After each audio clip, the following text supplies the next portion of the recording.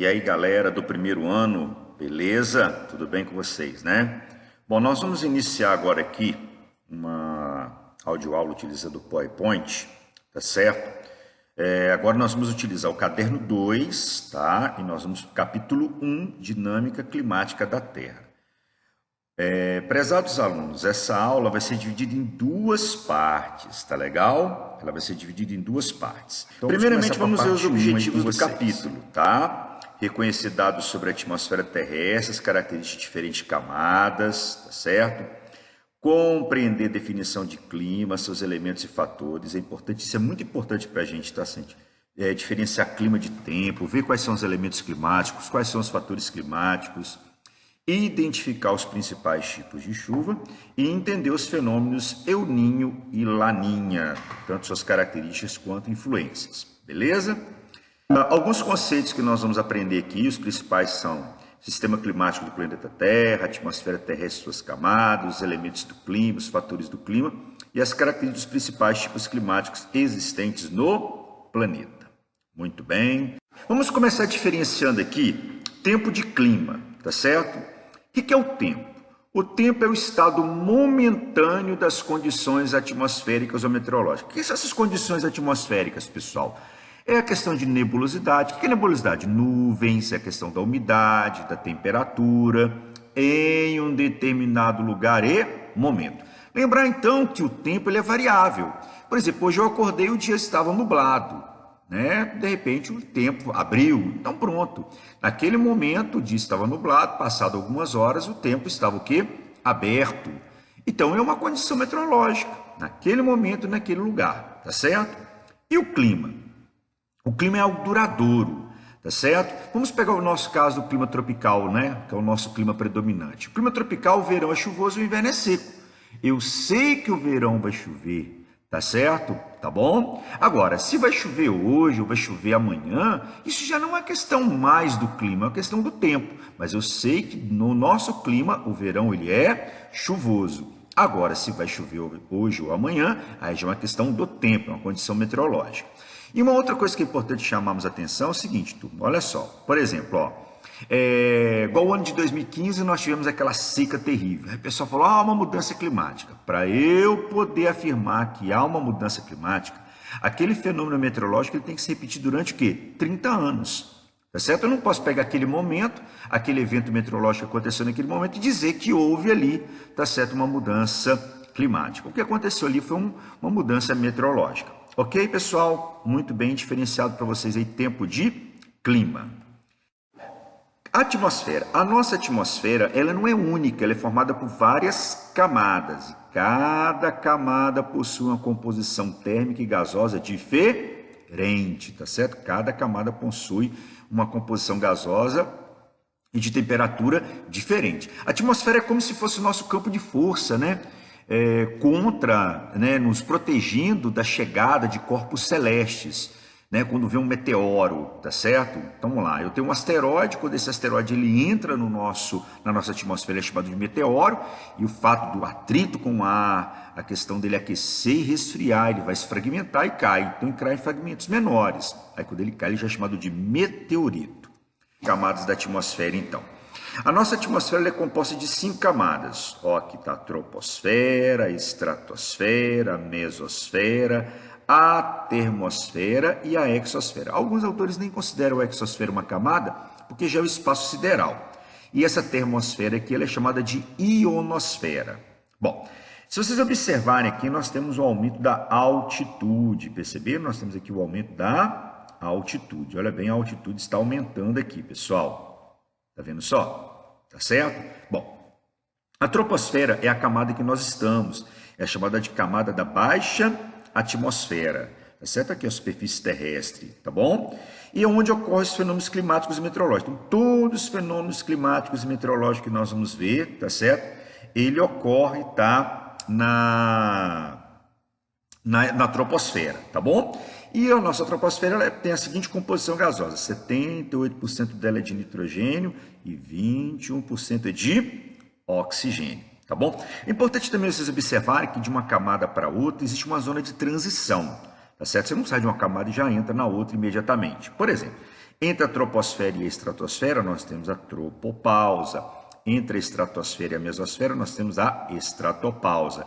E entre a mesosfera e a termosfera, nós temos a mesopausa. Ok? E entre a termosfera e a exosfera, nós temos a termopausa. Tá bom? A estratosfera é onde nós temos a camada de ozônio. Ozônio, esse gás composto de 3 átomos de oxigênio, que tem como função a filtragem da radiação ultravioleta. Olha o que eu disse, filtragem, filtra, não impede. Parte dessa radiação ultravioleta passa e ela é importante para nós, seres humanos, principalmente para poder fazer a nossa síntese de vitamina D, ok? A mesosfera é a camada que possui as temperaturas menores, aqui, olha, para chegar a menos 95 graus Celsius, tá certo? E a termosfera é onde nós temos a propagação das ondas hertzianas, as ondas de rádio. Então é aqui que vão orbitar os satélites de comunicação, tá certo? Para propagar essas ondas, né, de rádio para nós, ok? Então, observe, por favor, essa linha aqui, ó. Essa linha mostra a questão da temperatura entre cada camada. Aqui está parecendo que a temperatura está aumentando, mas não é não, né, pessoal? Aqui vamos supor que seja o zero, ela estava aqui a 20 graus, e à medida que nós estamos aumentando aqui a altitude, o que acontece com a temperatura? Ela está diminuindo, tá certo? Então, ela chegou a menos 55. Já na estratosfera, o quê? Aumenta. Na mesosfera, o quê? Diminui, ok? Muito bom, então. Vamos pegar agora os fatores climáticos com vocês. Os fatores climáticos, eles alteram os elementos climáticos. Quais são esses elementos climáticos? Temperatura, pressão atmosférica, ventos, umidade, tipos de chuva, são elementos climáticos, tá certo? Tá bom? Então, os fatores climáticos vão alterar esses elementos climáticos para nós aqui. Vamos começar pelo primeiro fator climático. Altitude, então tá aí, altitude, primeiro fator climático para nós. Bom, pela imagem aqui vamos observar o seguinte, quando aumenta a altitude, a temperatura diminui. Olha o ponto A está no nível do mar, né, que a altitude é a altura em relação ao nível do mar. Está marcando aqui 22 graus Celsius. Observe que eu vou para o ponto B, aumentei a altitude, a temperatura caiu para 19 graus Celsius. E o ponto C, a temperatura caiu para 16 graus Celsius, ok? Então, quando aumenta a altitude, a temperatura diminui. E observe o que acontece com a pressão. A pressão, de acordo com a altitude, eu analiso a coluna de ar. Tá vendo, pessoal? Quando eu aumento a altitude, o que acontece com a coluna de ar sobre o ponto? Ela diminui. Tá vendo aqui? Olha a coluna de ar como aqui ela é maior e a coluna de ar aqui ela é menor. Então, se a coluna de ar ela é menor, a pressão ela é menor. Então, o fato é o seguinte. Quando aumenta a altitude, a temperatura e a pressão vão diminuir. Latitude, outro fator climático. Ao contrário da altitude, a latitude, quando eu aumento a latitude, a temperatura diminui, né? O que é latitude? É a distância em graus de um ponto até a linha do Equador. Está aqui a linha do Equador. A linha do Equador, 0 grau, e os polos, 90 graus norte, 90 graus sul. Então, quando eu aumento a latitude, a temperatura diminui. Só que o contrário da altitude, a pressão aumenta. Por quê? Porque o ar frio ele é mais denso, tá, pessoal? Então, quando eu aumento a latitude, a temperatura diminui. Porém, a pressão vai aumentar porque o ar é mais denso. E por que a temperatura diminui quando eu aumento a minha latitude? Primeira coisa que eu quero que vocês observem é o seguinte. Aqui eu coloquei para vocês a zona intertropical, zona temperada, zona glacial, tá certo? Observe que na zona intertropical, os raios solares eles incidem de forma perpendicular, tá vendo aqui? Olha, incidem de forma perpendicular, enquanto que eu vou em direção aumentando a latitude, né? Vou em direção às zonas glaciais, o raio solar ele vai entrando, vai de forma mais inclinada, mais oblíqua. Então o que acontece? A energia fica mais dispersa. Aqui a energia está concentrada no ponto e aqui ela vai se dispersando, tá certo? Então, se ela está dispersando, a temperatura tende a ser menor. E uma outra coisa que eu quero que vocês observem é o seguinte: olha a espessura da camada atmosférica a ser atravessada aqui pelo raio solar e olha a espessura da camada atmosférica a ser atravessada aqui. E a camada atmosférica tem uma característica. Ela reflete mais do que absorve. Então, aqui a reflexão vai ser maior e a reflexão aqui vai ser menor. Então, você reflete menos, mais raio solar está chegando aqui. Tá bom? Então, eu analisei com vocês a espessura da camada atmosférica e a inclinação do raio solar. Nas regiões tropicais, o que acontece? Raio solar perpendicular. Então, raio solar entra de forma concentrada, e aqui, no caso, a camada atmosférica a ser atravessada ela é menor. Eu gostaria também que vocês observassem uma questão chamada albedo. Nas regiões polares, o que acontece? Lá é muita neve, né? Muito gelo, tá certo? E o que é o albedo? Albedo é a capacidade de reflexão de cada corpo, né? Cada elemento da superfície terrestre.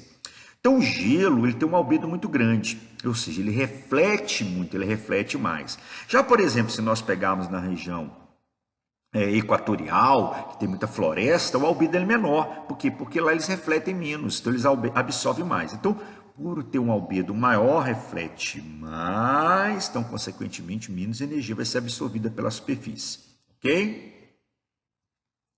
Continentalidade e maritimidade. Aqui eu vou utilizar um princípio da física, tá certo? De calor específico. A Terra tem um calor específico menor do que a água. Se a Terra tem um calor específico menor que a água, significa que ela aquece rápido, mas perde rapidamente esse calor. Já a água demora a aquecer e também demora o quê? A esfriar. Ok? Então, quer dizer que o calor específico da Terra, ele é menor. Então, consequentemente, a variação de temperatura aqui é maior, ou seja, a amplitude térmica é maior. O que é amplitude? Variação. Então, amplitude térmica, variação de temperatura, tá certo? Então, a amplitude térmica na continentalidade ela é maior e na maritimidade ela é menor. Vamos observar então aqui. Olha só, aqui nós temos o mapa da Europa. Coloquei 3 cidades para vocês aqui, as 3 cidades praticamente quase na mesma latitude, né? E como na Europa predomina planície, praticamente também não há variação na altitude. Observe que Amiens está mais próximo do litoral, Kiev está mais distante do litoral. Então, Amiens está mais sob efeito da maritimidade, Kiev sob efeito da continentalidade. Vamos observar aqui nessa tabelinha. Olha só, Amiens, a temperatura em janeiro, 3 graus Celsius, julho, 18 graus Celsius. Lembrar que ele é hemisfério norte, né? Então, janeiro para eles é inverno, julho para eles é o quê? Verão. Qual que é a amplitude térmica aqui? 18 menos 3, 15. Tá certo? Agora vamos pegar Kiev. Qual que é a amplitude térmica? 21 menos 6, 27 graus Celsius. Observe que a amplitude térmica aqui ela é o quê, pessoal? Maior, mostrando que Kiev está mais sob efeito da continentalidade. Podemos observar também aqui, pessoal, nesse trechozinho aqui do mapa mundi, vamos lembrar o seguinte, né? Que o hemisfério norte é chamado de hemisfério das terras, tem mais terra do que água. Então, se tem mais terra do que água, está mais sob efeito do quê? Da continentalidade, enquanto o hemisfério sul, sob efeito da maritimidade. Essas linhas que vocês estão vendo aqui, pessoal, são linhas chamadas de isotermas, são linhas que ligam pontos de mesma temperatura. Observe, por favor, a quantidade de isotermo que tem no hemisfério norte e olha a quantidade de isotermo que tem no hemisfério sul. Tudo bem que o hemisfério sul não está todo representado aqui, mas dá para nós percebermos que a quantidade de isotermo ela é menor. Então, significa que o hemisfério norte tem maior variação de temperatura e o hemisfério sul tem menor variação de temperatura, beleza? Tá vendo essa linha que chamada equador térmico? É a linha de maior temperatura. Para onde o equador térmico estiver deslocado, significa que é verão. Se nós observarmos o equador térmico aqui, está mais deslocado para o hemisfério sul. Então, verão para o hemisfério sul. Agora, já nessa imagem aqui de baixo, o equador térmico está mais deslocado para o hemisfério norte. Então, verão para o hemisfério norte. Massas de ar. As massas de ar elas possuem características próprias de temperatura e umidade de acordo com o local onde ela se formou. Tá certo? No caso que eu estou dando para vocês o exemplo do Brasil, no nosso inverno, né, nós temos a atuação de 5 massas de ar, no verão 4 massas de ar. Por quê? Porque no verão, pessoal, não atua essa massa que é a massa polar atlântica, tá certo? Tá? Ela é atuante do outono para o inverno. Então, o que acontece? Essa massa polar atlântica ela tem como característica o quê? Ela é fria e úmida, mas quando ela adentra o continente, ela se torna seca. Então, cada massa dessa aqui tem uma característica de temperatura e umidade. Vamos pegar uma massa equatorial continental, essa que está aqui. Ou seja, ela é quente e úmida, por causa da elevada evapotranspiração que ocorre na floresta amazônica. E está próximo da linha do Equador, ok? E nós temos aqui o outro fator climático, que são as correntes marítimas. As correntes marítimas, se você tiver dúvida, assiste lá Procurando Nemo, né? As tartaruguinhas lá pegando as correntes marítimas, a corrente marítima norte australiana, que sai aqui da Grande Barreira de Corais e vai até Sydney, tá certo? Cada corrente marítima dessa tem uma característica de temperatura, porque a corrente marítima é um fluxo de água, tá certo? E essas correntes marítimas, elas alteram as condições climáticas da faixa litorânea, tá certo? Bom, se ela é quente, então há a tendência do litoral ser quente. E como a água é quente, evapora mais, então chove mais. Já as correntes marítimas frias, pessoal, por serem frias, tá certo? Então evapora menos, forma os desertos. Olha aqui os desertos, ó. O deserto da Patagônia está associado aqui à corrente marítima, o quê? Das Falklands, das Malvinas, o deserto do Atacama, a corrente de Humboldt. Por quê? Porque as correntes marítimas formam áreas de alta pressão. E alta pressão, o ar mais denso fica mais próximo à superfície, não sofrendo convecção ascendente para poder provocar a formação de nuvens. Ok? Bom, espero que vocês tenham aí aprendido bem essa parte, né? A primeira parte aí desse capítulo 1 do nosso caderno 2, ok?